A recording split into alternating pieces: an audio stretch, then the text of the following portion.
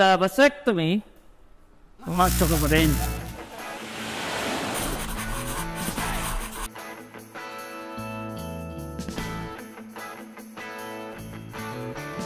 Medyo maliit lang naman ang sacrifice para sa amin. So, why not tulungan natin Na naman ang mag-sacrifice para naman fair lang.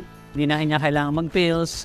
Tapos, since wala namang side effect on my side, so parang hindi na kami masyadong mag-aalala na, alam mo yung, pag ilang araw na, kakatapos mo lang ba mga ano. So, wala nang ganon tuwing sa aming labing-labing. Tsaka syempre, ayaw na namin mag-anak. Kaya may dalawa na. Tama na ba yung dalawa? Sapat na po. Isang babae, isang lalaki. So, kota na rin naman. So, tama na yun. Focus na kami sa pag-aaral ng mga bata. And mas okay na mas marami kaming time para dun sa dalawang anak na namin. Sa tingin ko, mas mabibigyan namin ng tamang pag-aaruga, ng tamang panahon yung aming dalawa naming anak.